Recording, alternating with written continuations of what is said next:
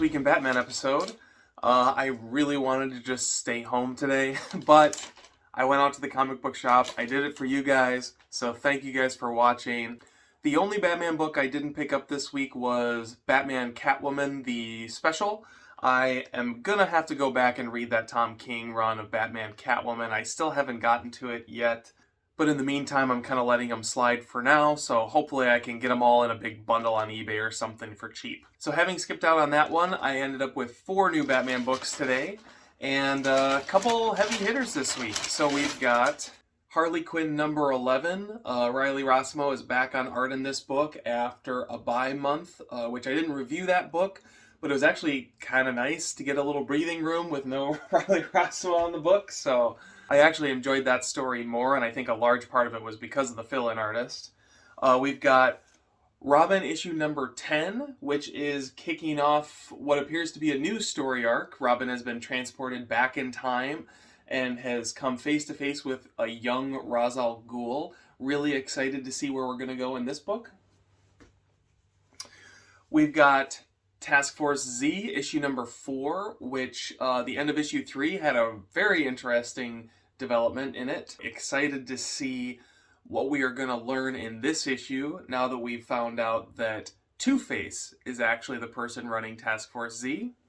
And then the big book this week, of course, is Detective Comics 1050, the anniversary issue. This has got the main story and the backup story as usual, but then it also has, I think, one additional story at the end. Yep, one additional story, which brings the price up to $5.99, which for what's in here, actually not too bad of a price. I waffled on some of the variant covers. I really like the split Batman Joker cover that they put out, but I didn't want to spend $13 more just to get those covers.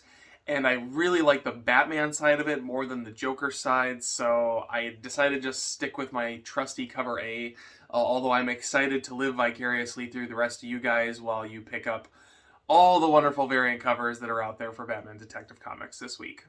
So that's what we got. Let's find out what happened this week in Batman.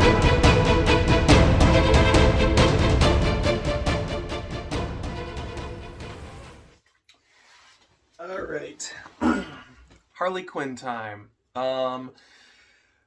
This comic asks the age-old question, what's the best Terminator movie?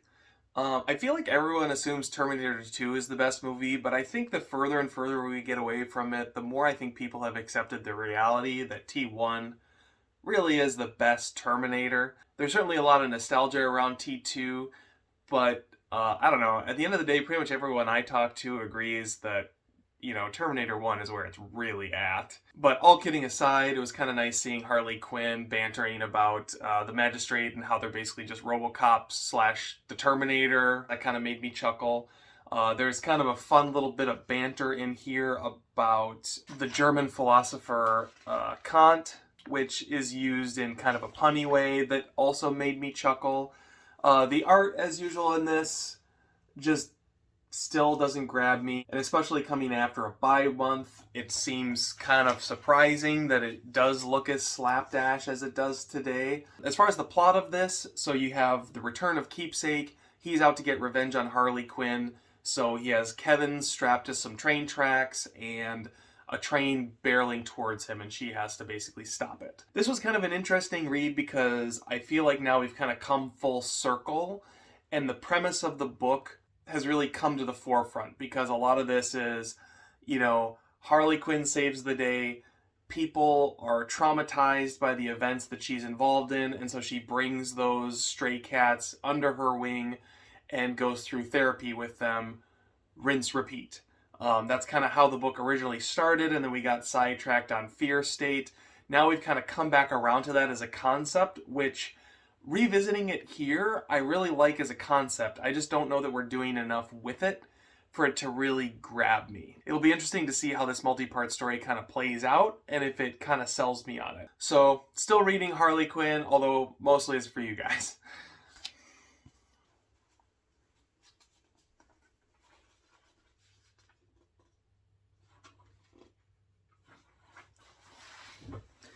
Okay, so Robin number 10. This read was not what I was expecting. So rather than actually being transported back through time, it seems like Robin is basically inside Ra's al Ghul's mother's head. So you sort of start in a flashback, and then you see young Ra's al Ghul and his mother, and then reality kind of starts shifting, and you realize that this is all sort of like a deep spell hallucination type of a thing. I'm not the biggest fan of this type of storytelling just because it's just kind of messy. So in that way, this book was a little bit disappointing. Although I will say that, there were a lot of interesting revelations here. It did a good job giving you context to Ra's al Ghul and his mother, what their relationship was like, and how they sort of differed philosophically. That's kind of the main gist of what you get from this book. And then there's a big setup for, the war between the League of Lazarus and the League of Assassins, which I assume is what's coming up here in the next couple months. I know there's supposed to be like a big crossover with Deathstroke or whatever. I'm not sure when that's starting. So at the end of the issue, Robin is revived. He's there with his fellow combatants. And then Ra's al Ghul shows up, and we have the promise of the fight between mother and son. And I think after this, we'll get probably the true conclusion to this whole Lazarus storyline. If not next issue, probably the issue after, and then lead right into this war between the two leagues. Overall, this was an okay read. It just didn't necessarily blow me away. The revelations in this really were sort of like more things that filled in gaps than it did really surprise me.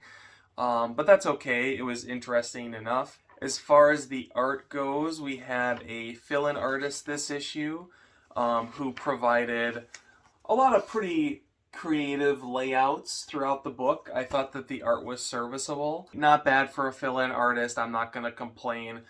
Issue number 10 of Robin. Definitely not the best issue I've read of this series, but certainly not a deal breaker. It was fine.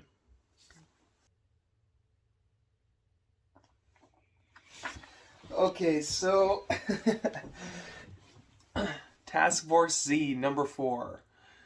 Task Force Z, the ultimate whatever book. I look forward to reading this book every month, but it almost never fails. Every single month I get about halfway through this book and I'm like, why am I even reading this? Like, why does this exist? We'll start off with just a quick note about the art. So this is partially a fill-in artist, partially Eddie Barrows, which is a little frustrating. Part of the draw of this book is Eddie Barrows specifically. But the fill-in artist does an okay job here. It certainly stands out compared to Eddie Barrows' pencils, but it's fine. Here's a great example where you can see them side by side, and there's just really no comparison. The pencil work is just so different. But tonally, they line up well enough. So a lot of developments going on here. You find out that Red Hood has gone undercover in this Task Force C experiment at the behest of Batman. They're kind of onto the fact that Two-Face is behind it all. You find out that Two-Face is working conditionally under Amanda Waller, and that, she's not a huge fan of the fact that he stole the Task Force X idea. Seemingly kind of unrelated, Red Hood and the team are out hunting for more of this resin, where they come upon a lab in which basically there's another Task Force Z in operation, and it becomes clear that the resin that they've been stealing across the city actually belongs to these people. And there's a great moment actually right here towards the end of the issue where Red Hood's trying to guess what's going on, and he's kind of getting everything wrong. And then at the very end of it, he's like, "Oh, you're the ones that have been stealing our resin." And Deadshot just looks at him like, "Really?" And he tells Red Hood, "Dude, you're not doing great here." And Red Hood's like, "Yeah, I heard it as I said it," which was a great little moment that made me laugh. I think the thing about this book is, I want there to be more of a plot, because, the only plot we've had is assembling the team and stealing resin, which are both things that are prerequisites to having this team to begin with. The team hasn't really gone on a real mission of its own. So there's a lot of interesting questions that come up in these books, a lot of interesting threads that they're kind of laying out. I just wish that, they would really go on a mission, because everything up to this point seems like issue 0 type stuff more than it does issue 1. So it'll be interesting to see what happens with this other Task Force C team. If you're not reading this, I do actually recommend it. It's a fun read, just because Rosenberg, is really good at drawing characters and writing dialogue, and Eddie Barrow's art is fantastic. It makes up for the shortcomings in the book. This might be one where, the second arc is where it really starts to shine. We'll just have to wait and see. Excited for issue 5 nonetheless.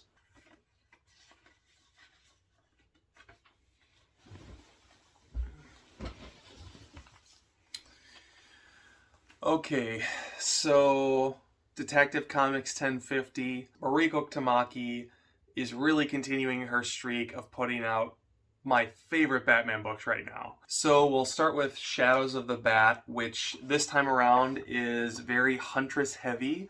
I think Mariko Tamaki does a particularly good job writing Huntress. She seems to be a character that Tamaki's really passionate about.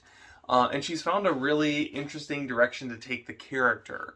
After the events of the Vile storyline in Detective Comics, she's continuing to see inside other people's heads, which is kind of an interesting element. I don't know if this is intended to last long term, but it's affecting her ability to function, which is why she's ended up in Arkham Tower. If you didn't read the Batman Secret Files Huntress issue, it's probably worth going back to just to brush up, to get you ready for this issue, because there is kind of a direct through line there, which I thought was good. You also get to see more of Dr. Ware in this than we've seen up to this point. The curtain is getting pulled further and further back on what it is he's really up to in Arkham Tower and how he's getting away with all of this as we get closer and closer to this siege of the building that we saw teased in that very first issue. Shadows of the Bat continuing along at a great pace. It's just so wonderful seeing the supporting Bat cast brought front and center in these issues, and all of them having a really distinct voice, a unique place on the team, that really makes you value having all of these different Bat characters floating around at the same time. Ever since they mashed all the universes back together after Dark Knight's death metal, I felt like they've had trouble balancing so many characters, whether it's from just having enough panels to feature them all or creating a unique direction for each of them to go in.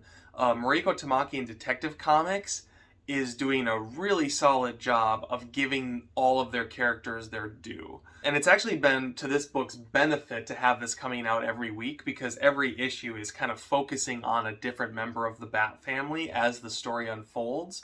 And so you don't have to wait too long before you get back to that next character. So even though, putting Detective Comics out weekly could certainly be perceived as being a bit of a cash grab, I think actually this story really justifies it. So it's not too often you're going to hear me say that. I really appreciate it. Now, as good as the Tower storyline is, as it's unfolding, the real showstopper in this book is the backup story, the House of Gotham storyline, in which this child victim of the Joker has been taken under Scarecrow's wing and has shown up at Wayne Manor to murder Bruce Wayne. Once they arrive, no Batman, no Bruce Wayne, just Alfred and a young Dick Grayson. The way Dick Grayson is written in this is absolutely spot on to like that classic Dick Grayson Robin feel that you want. And the darkness of the story is really well supported by that fantastic Fernando Blanco artwork. This backup story is really firing on all cylinders this issue, and is once again my favorite read of the week. As for the World's Finest tie-in, I'm not going to talk a ton about this. I'm trying to decide if I'm going to pick up this book in singles when World's Finest starts. I'm not doing like Batman Superman, so it seems a little weird to be doing World's Finest, but I really like Dan Mora's artwork, And Mark Waid has done some great stuff for DC in the past. I'm going to give this a deeper read when that issue comes out. For now, I kind of did a quick read through, mostly just sort of sat down and absorbed the great Dan Mora artwork. This is a bit more colorful than we've seen on Detective Comics, which is great. It's a little bit closer to that Once and Future color style, although the colors in it are actually even brighter, to the point that maybe they even clash just a little bit. I haven't quite decided on how I feel about the colors. Pencils are great. I like seeing Dan Mora illustrating older eras of DC Comics. I find myself wondering how this World's Finest book is going to fit in, if it's always going to be taking place in this, earlier part in the DC timeline, or if it's going to be jumping to the current timeline. I hope it stays old school because, we already have Batman Superman. It seems redundant to also have a World's Finest book that's all Batman Superman as well. But given DC's publishing initiatives recently, it really wouldn't surprise me if they kind of went that way. So with all that out of the way, that wraps up my thoughts on this week's Batman books. Harley Quinn, as usual, is kind of towards the bottom of my list.